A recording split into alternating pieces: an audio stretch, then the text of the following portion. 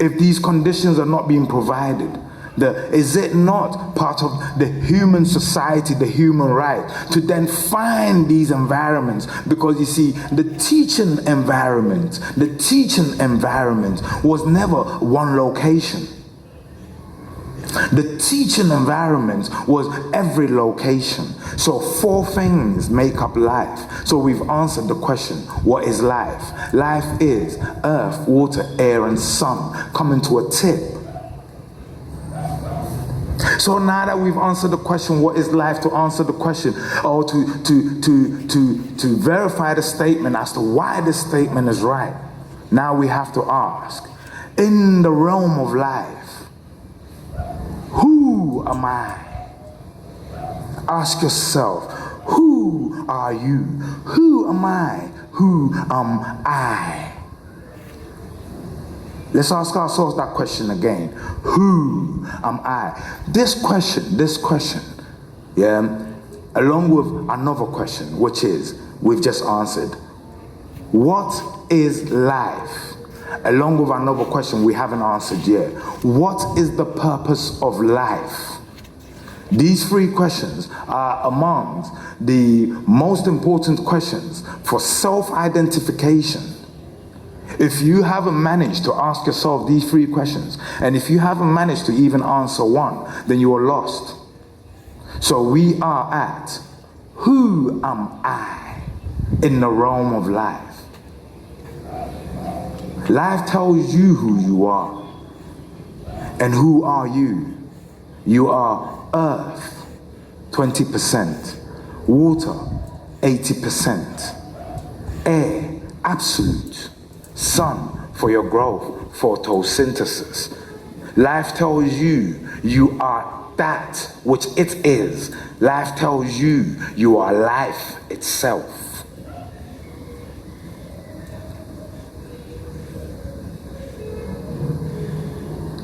Who am I? I am earth, water, air, and sun. Who am I? I am everything.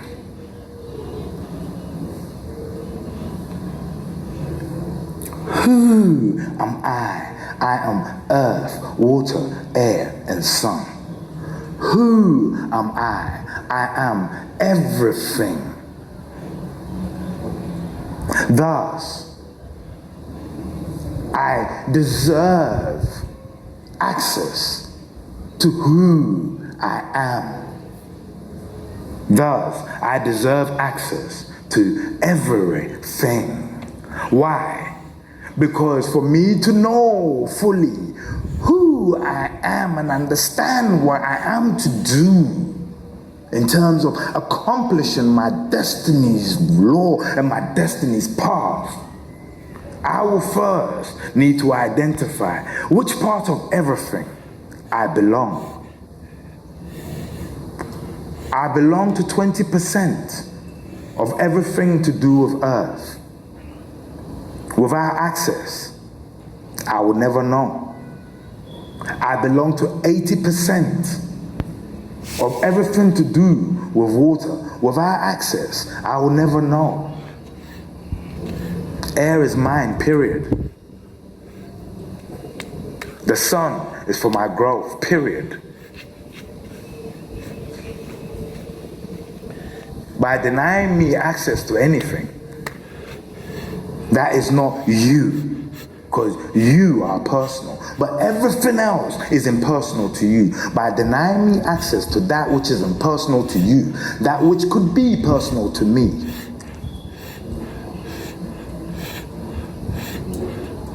you're denying me of everything. And thus you're blocking me from becoming me, from being me. So thus, it leads me to ask you, what is it you are afraid to discover about me? What is it that makes you fear me at my fullest?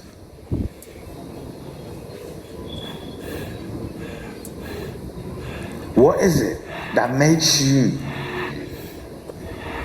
want to keep me away from me? What makes you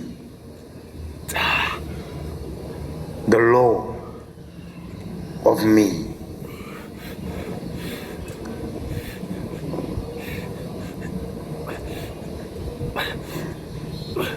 My argument to the right to access everything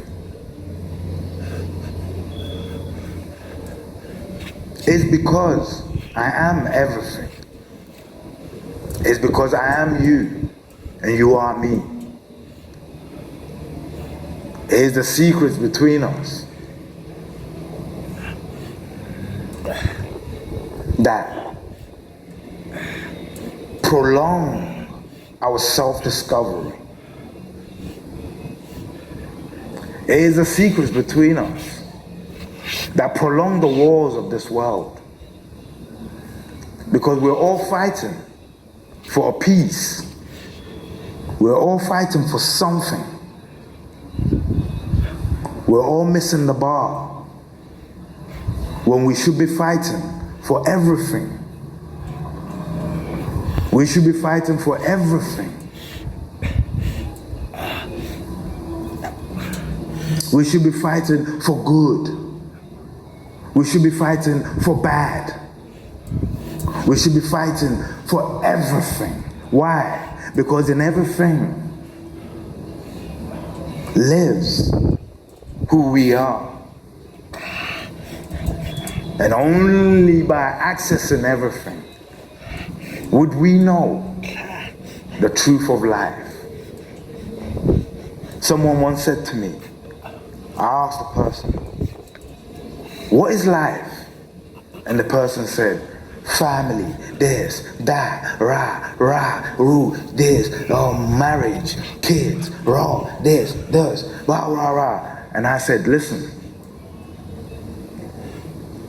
you see the day you die, even if you're in an accident with all your family, and even if they all die, including you, God forbid,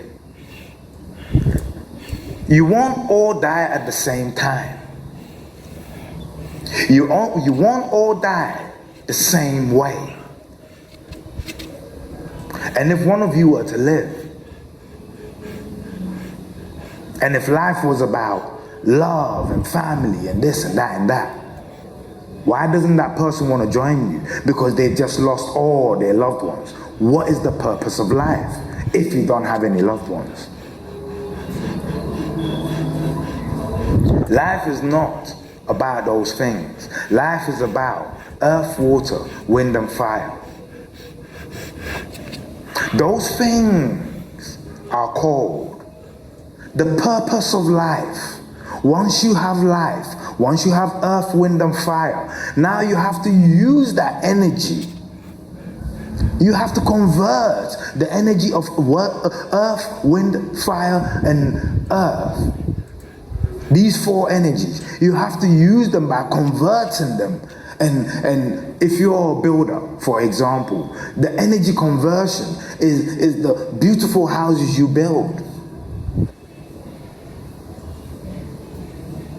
If you're an artist, the energy conversion is the beautiful art, the meaningful art you paint or you make.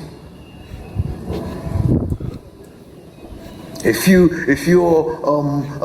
a tailor, you put that energy of earth, wind, fire, and air. You put that energy into tailoring, and therefore people say, you know what? She's the best. She's the best. She cuts you to fit. She can look at you and cut you to fit. She puts her energy in there. Now imagine such a person being allowed to access fully 20% of Earth's energy that belongs to her if we identify it. And she only eats those. She only drinks the water that suits her. Breathes in the air that suits. Takes in the sun that suits.